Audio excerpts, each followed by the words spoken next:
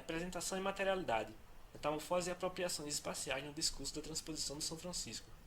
Trabalho elaborado por Adielson Pereira da Silva, sob orientação da professora Ângela Lúcia Ferreira.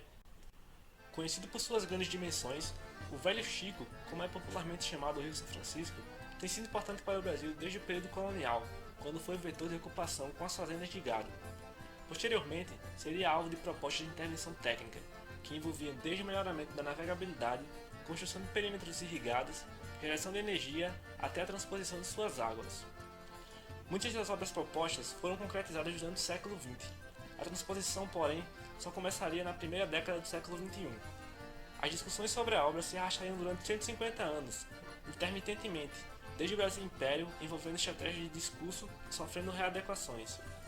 Falta de recursos financeiros, de possibilidades técnicas e científicas ou de vontade política podem ser alegadas, juntas ou ao seu momento, como motivos que fizeram a transposição ganhar ou perder destaque e demorar tanto a se efetivar.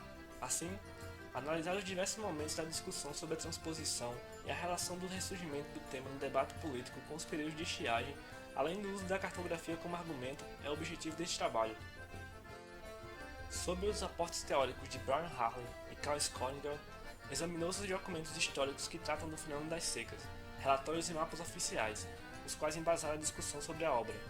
A primeira proposta de transposição foi elaborada em 1848, pelo então deputado da província do Ceará, Marco Macedo. Havia acontecido uma seca entre 1844 e 1845. Foi o apropriado momento para suscitar a ideia no parlamento, que estava sensibilizado pelo sofrimento dos flagelados da seca. A proposta almejava uma via de navegação para proporcionar uma maior integração e escoamento de riqueza do sertão, e com isso, mais arrecadação fiscal. No mapa elaborado, Macedo emite elevações que existiam entre Pernambuco e Ceará, com o fim de convencer e ter a obra aprovada. À esquerda, é possível ver o mapa de Macedo com a omissão das elevações que existiam e impossibilitariam a obra.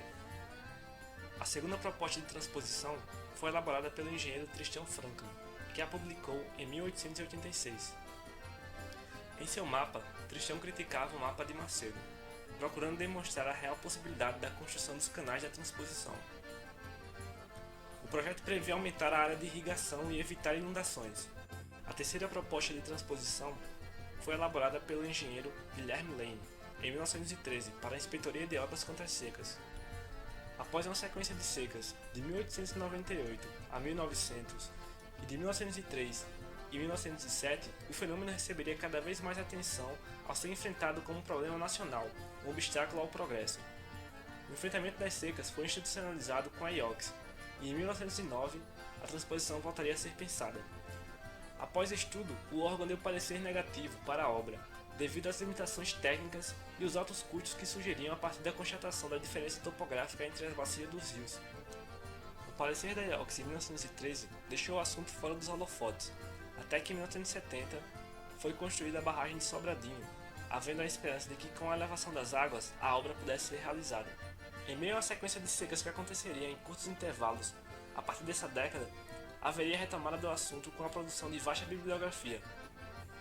As obras dos canais iniciariam apenas em 2007, durante o governo Lula, e a primeira estação de bombeamento foi inaugurada no governo Dilma, em 2015, superando um obstáculo que impediu que a obra fosse realizada desde os tempos do Império. A presença do tema no debate político coincidiu com os períodos de seca mais intensa, que eram usados como estratégia do discurso. A cartografia foi por vezes usada no discurso de uma forma claramente manipuladora ao omitir os obstáculos naturais que impossibilitaria a obra.